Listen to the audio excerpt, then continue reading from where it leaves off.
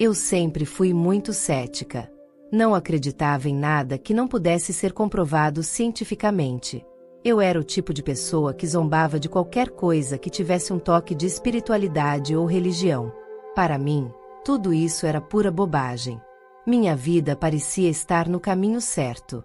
Eu tinha me formado em uma ótima universidade, com honras e tudo mais. Parecia que eu tinha conquistado tudo que as pessoas dizem que é importante. Mas, ao mesmo tempo, minha vida pessoal era um caos. Eu tinha 22 anos, e sinceramente, era muito egoísta. Meu mundo girava ao redor de mim mesma. Meu problema com o álcool já estava começando a me dominar, embora eu ainda não quisesse admitir. Após me formar, me mudei para Nova York. Eu achava que seria o lugar perfeito para viver intensamente e me divertir sem limites. E então, chegou o dia em que minha vida mudou completamente. Se inscreva no canal para mais histórias inspiradoras. Naquela noite, fui a uma boate com o melhor amigo do meu namorado, ou ex-namorado, já que ele tinha terminado comigo. Ele era um traficante de cocaína. Antes de sairmos, fizemos uso de muita droga, e, ao chegar na boate, continuamos. Estávamos dançando, rindo, e eu me sentia no topo do mundo.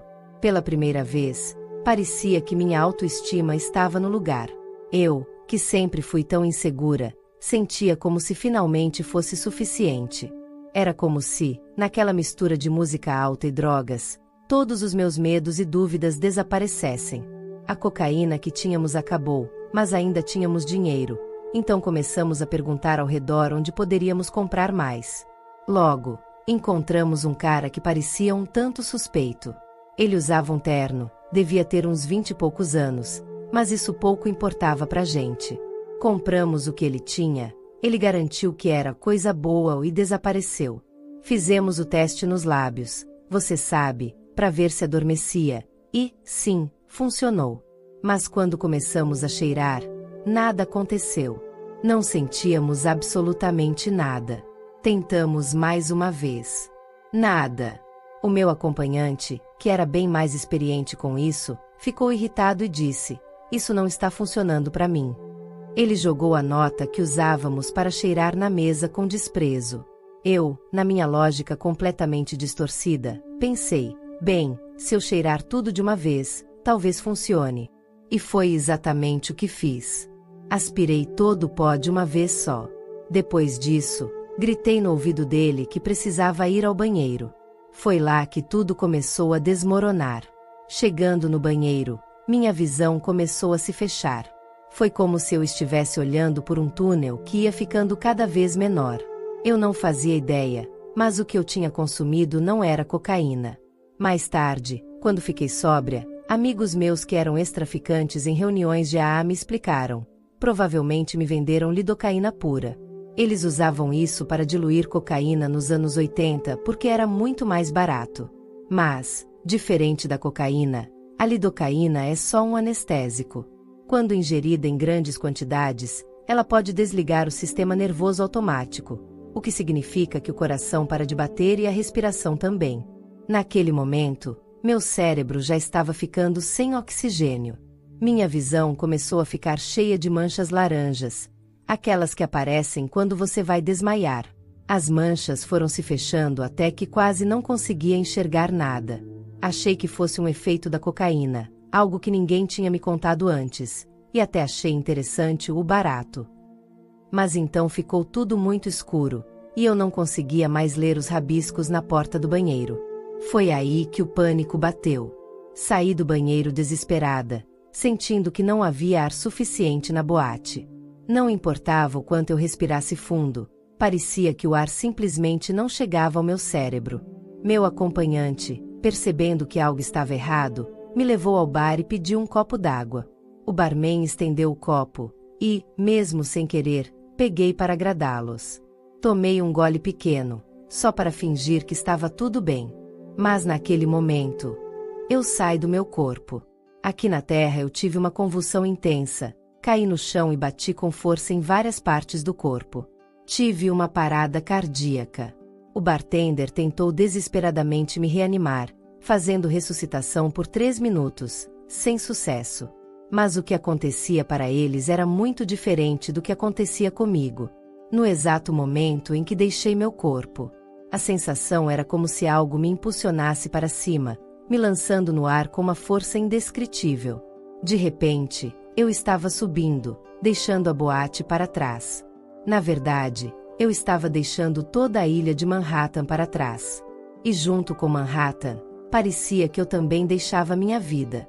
Tudo o que eu chamava de minha vida parecia apenas bobagem. Eu senti um enorme alívio.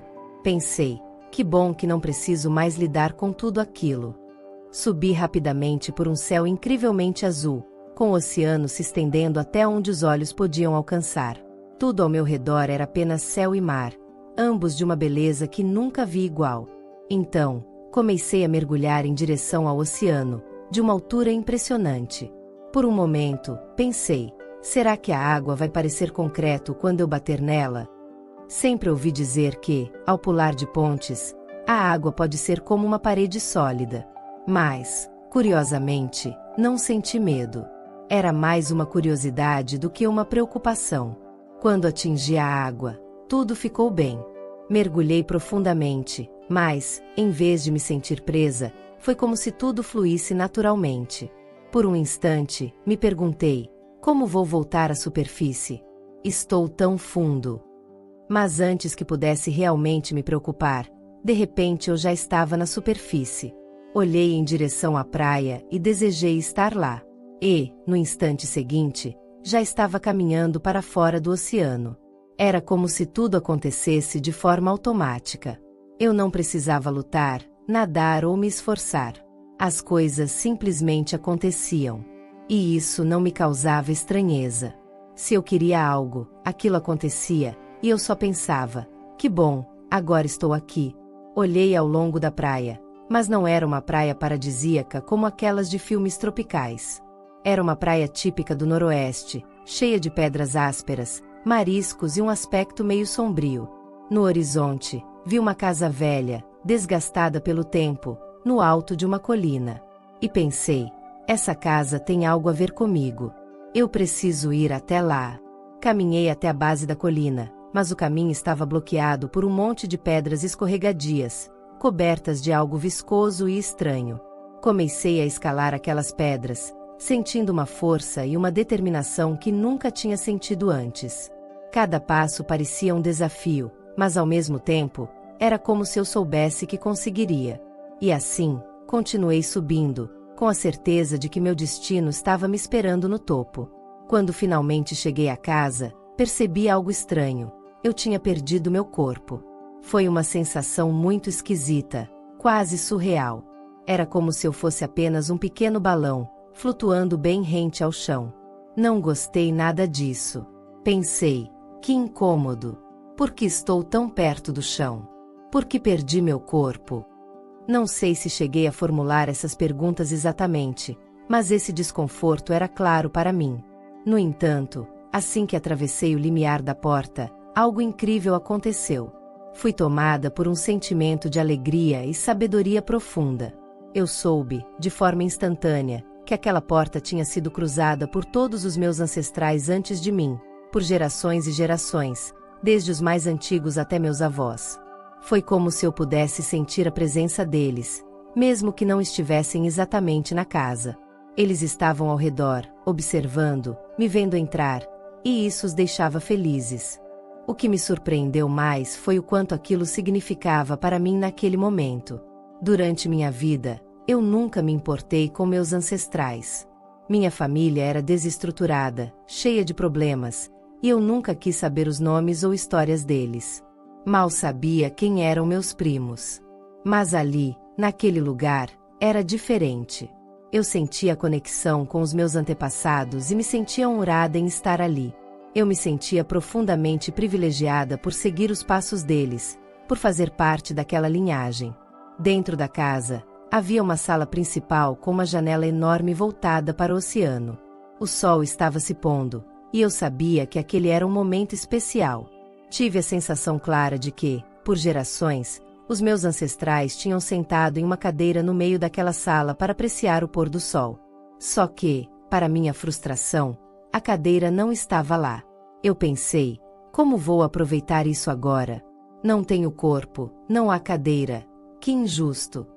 Antes que pudesse me perder nessa frustração, senti algo inesperado. Era como se uma força invisível me agarrasse pelo peito, bem no externo, e me puxasse com firmeza. Foi tão repentino que mal tive tempo de pensar. Fui arrastada pelo chão e, de repente, fui lançada para cima, atravessando a janela. O que aconteceu a seguir foi simplesmente indescritível. Ao passar pela janela, fui tomada por uma sensação de êxtase absoluto. Eu não sabia o que estava acontecendo, mas sabia que era maravilhoso. Era como se cada fibra do meu ser estivesse viva, vibrando de felicidade. De repente, eu estava voando, deslizando sobre o oceano, tão perto da água que quase podia tocá-la. O sol estava se pondo, deixando um rastro brilhante na superfície do mar. E eu segui aquele caminho dourado, voando em direção ao sol. A sensação era tão deliciosa, tão libertadora, que não consigo encontrar palavras para descrever. Era como se eu estivesse experimentando o puro prazer de existir, de ser livre, de estar em harmonia com tudo ao meu redor. Naquele momento, nada mais importava.